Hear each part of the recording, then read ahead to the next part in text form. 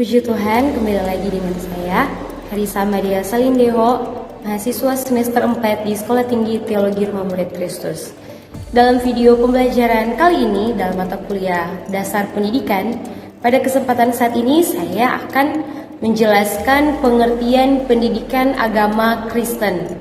Dan untuk kita memahami pengertian pendidikan agama Kristen ini, maka ada 3 hal yang akan saya sampaikan. Dan yang pertama yaitu pendidikan agama Kristen adalah suatu kegiatan pendidikan. Maka kita harus mengerti apa pengertian dari pendidikan ini. Pendidikan ini diambil dari bahasa Inggris yaitu education, berasal dari bahasa Latin yaitu educatus. Nah, kata educatus ini sendiri berakar dari 2 kata yaitu educare dan educere. Educare artinya merawat atau membesarkan, sedangkan educere ini adalah memimpin keluar. Nah, saya akan mulai membahas tentang kata educare. Educare ini artinya merawat atau membesarkan. Seperti contohnya seorang bayi yang dirawat oleh orang tuanya. Dibesarkan, seorang bayi ini diberikan makanan, nutrisi, minuman, susu, agar bayi ini dapat bertumbuh, dapat berkembang. Nah, sama juga seperti pendidik yang bertujuan mendidik peserta didiknya sehingga dapat maju menjadi dewasa dalam segala hal dan dapat berkembang. Kemudian kata educare artinya memimpin keluar. Nah, dari artian ini kegiatan pendidikan adalah suatu kegiatan yang membawa seseorang keluar dari kondisinya yang terkungkung. Nah, itu adalah penjelasan pendidikan secara etimologi.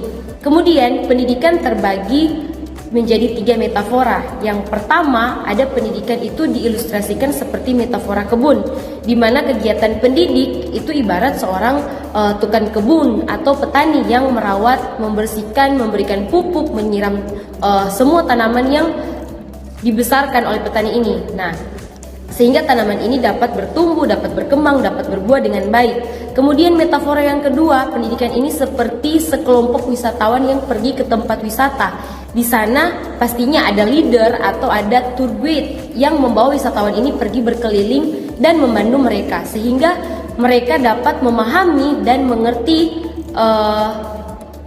bahwa pendidikan ini memberikan wawasan kepada peserta didik sehingga peserta didik dapat memahami dan mengerti. Kemudian yang ketiga, kita belajar metafora seperti pabrik.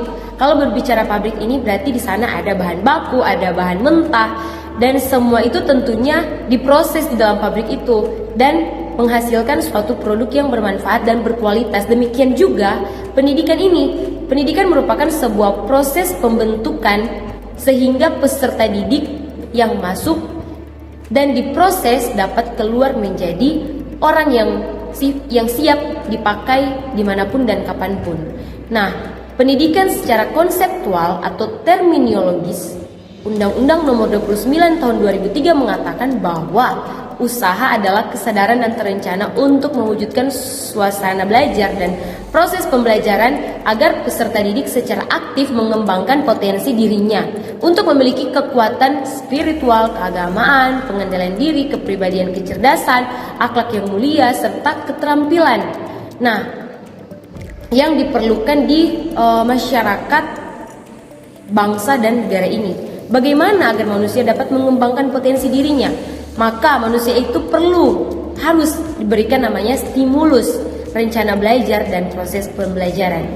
Jadi, menurut saya pendidikan agama Kristen itu adalah proses pembelajaran dan pengajaran mengenai keyakinan, ajaran dan nilai-nilai Kristen. Nah, tujuannya adalah untuk membantu individu memahami dan mengembangkan iman mereka serta menerapkan prinsip-prinsip Kristen dalam kehidupan sehari-hari. Pendidikan agama Kristen melibatkan studi Alkitab, teologi Kristen, sejarah gereja, etika Kristen, dan praktik ibadah Kristen melalui pendidikan agama Kristen ini.